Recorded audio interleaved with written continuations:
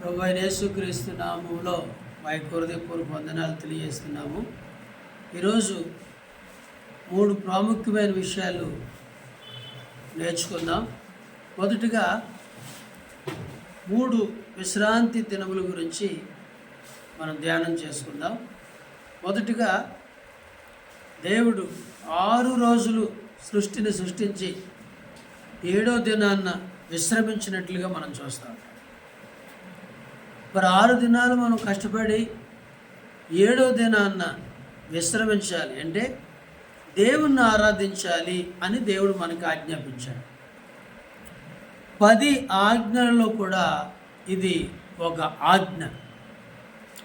ప్రతి వ్యక్తి 6 దినాలు కష్టపడాలి, 7వ దినాన్న విశ్రమించాలి, ఆరాధించాలి, దేవుని స్తుతించాలి.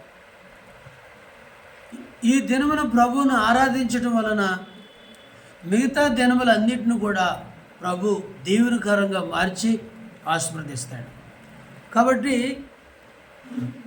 7వ దినాన్న మనం ఏ పని పెట్టుకోకుండా, ఏ కార్యక్రమాలు పెట్టుకోకుండా కేవలం ఆ రోజంతా కూడా దేవుని స్తుతించటానికి, దేవుని ఆరాధించటానికి మన సమయాన్ని కేటాయించుకుంటే మన దినములు సంవత్సరములు కూడా ఆశీర్వాదకరంగా దేవుడు మారుస్తాడు. రెండో విశ్రాంతి ఏంటంటే ఇజ్రాయేలీలు సంవత్సరానికి ఒకసారి చేసేటువంటి మహావిశ్రాంతి దినము. ఈ మహావిశ్రాంతి దినం ఎందుకంటే పశ్చాత్తాపడటానికి, వారి పాపముల గురించి దుఃఖపడి ఏడ్చి కన్నీరు విడిచి యాజకుడు ప్రాయశ్చిత్తం చేస్తాడు. ఇది మహావిశ్రాంతి దినం. 3వది నేను మీకు విశ్రాంతిని ఇస్తానని చెప్పాడు. ప్రయాసపడి భారం మోసుకొనిచున్న సమస్త జనులారా నా ఎద్దకు రండి, నేను మీకు విశ్రాంతిని ఇస్తానని చెప్పాడు.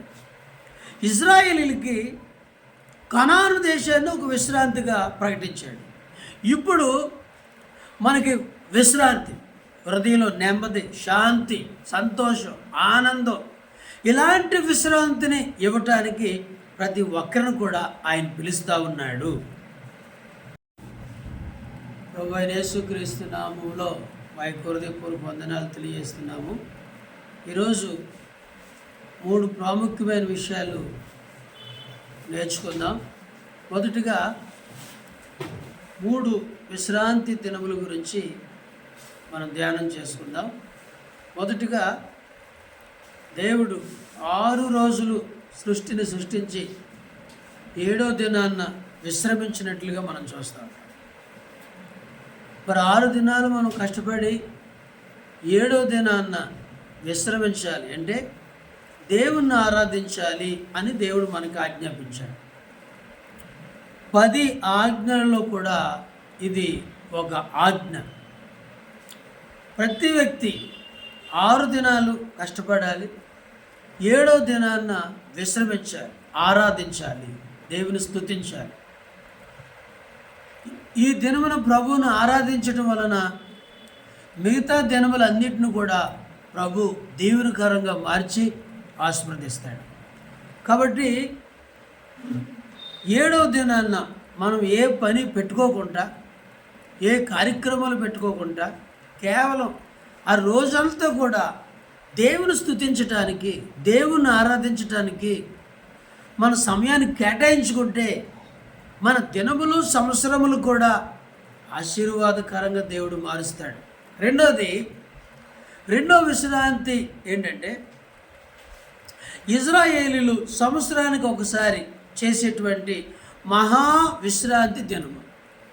ఈ మహావిశ్రాంతి దినం ఎందుకంటే పశ్చాత్తాపడటానికి, వారి పాపముల గురించి దుఃఖపడి ఏడ్చి కన్నీరు విడిచి యాజకుడు ప్రాయశ్చిత్తం చేస్తాడు. ఇది మహావిశ్రాంతి దినం. 3వది నేను మీకు విశ్రాంతిని ఇస్తానని చెప్పాడు. ప్రయాసపడి భారం మోసుకొనిచున్న సమస్త జనులారా నా ఎద్దకు రండి, నేను మీకు విశ్రాంతిని ఇస్తానని చెప్పాడు. ఇజ్రాయేలీలకి కనాను దేశాన్ని ఒక విశ్రాంతిగా ప్రకటించాడు. ఇప్పుడు మనకి విశ్రాంతి, హృదయంలో నెమ్మది, శాంతి, సంతోషం, ఆనందం, ఇలాంటి విశ్రాంతిని ఇవ్వటానికి ప్రతి ఒక్కరిని కూడా ఆయన పిలుస్తూ ఉన్నాడు. ప్రభువైన యేసుక్రీస్తు నామములో మా హృదయపూర్వక వందనాలు తెలియజేస్తున్నాము. ఈరోజు 3 ప్రాముఖ్యమైన విషయాలు నేర్చుకుందాం. మొదటిగా 3 విశ్రాంతి దినముల గురించి మనం ధ్యానం చేసుకుందాం.